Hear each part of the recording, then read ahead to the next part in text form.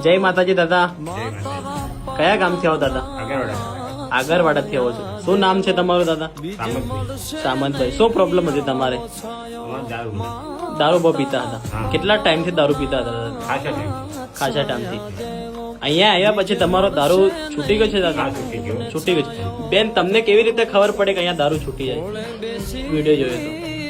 તમારા દાદા છે, દાદાનો દારૂ છૂટી ગયો બેન ખરેખર?